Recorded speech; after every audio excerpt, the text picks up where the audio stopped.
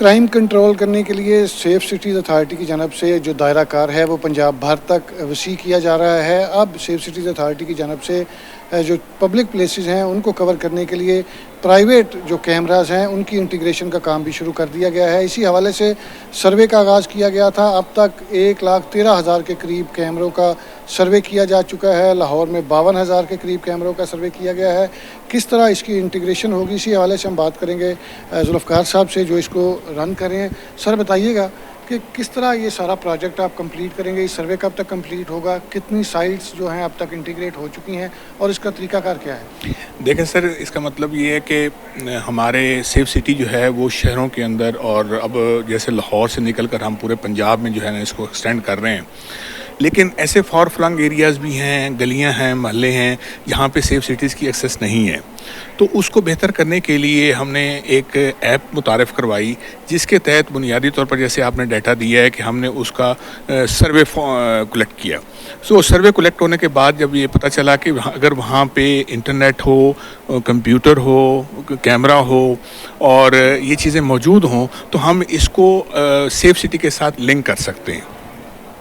तो उसके बाद फिर हमने तकरीबन 55 के करीब साइट्स और 153 के करीब जो कैमरा जाते हैं मुख्तलिफ पॉइंट्स पर लगे हुए, जैसे जिनमें शामिल है पेट्रोल पंप्स हैं, जिनमें कोई फैक्ट्रियां हैं और पब्लिक प्लेसेस हैं, होटल्स वगैरह हैं, तो वहाँ के हमने कनेक्ट किए।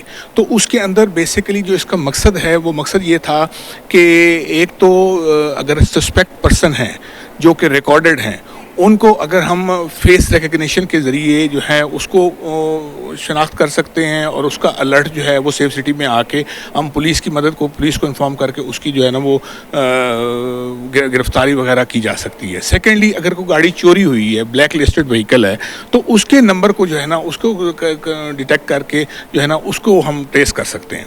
तो बेसिकली इसका मकसद जो है ना ये पब्लिक की मुआवनत के साथ जो है ना ये इसको प्रोग्राम को शुरू किया गया है और इसमें कोई वो ज़बरदस्ती का एलिमेंट शामिल नहीं है। उनकी अपनी, सबसे पहले उनकी अपनी कंसेंट शामिल होती है।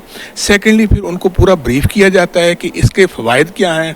थर्डली जो है वो हम किसी की प्राइवेसी को इसमें इफेक्ट नहीं किया जाता। जो उनके बाहर गली के अंदर, बाहर गेट के बाहर जो कैमरा लगा होता है सिर्फ उसकी हद तक जो है वो एक्सेस की जाती है, ताकि उसमें हमारा मकसद ही यही है कि जो बाहर पब्लिक के गली के अंदर से जो आम गुजर रहा है, पब्लिक शाह रहा है, तो वहाँ के लोगों को डिटेक्ट करना कि अगर उनमें कोई क्रिमिनल है और हमारा कोई रिकॉर्ड याफ्ता है और अगर कोई गाड़ी जो है वो ब्लैक लिस्टेड है तो उसको ट्रेस करना है। भाई, जैसा कि आपने सुना, हमें जुल्फ़कार साहब बता रहे थे कि इसका मकसद सिर्फ ये है कि ऐसी जगह जहाँ पे सेफ सिटीज़ के कैमरा जात नहीं हैं उन इलाकों को कवर करना, ताकि अगर कोई क्रिमिनल नज़र आए तो उसकी फेशियल रिकग्नाइजेशन सिस्टम के तहत शनाख्त की जा सके और उसकी गिरफ्तारी अमल में लाई जा सके।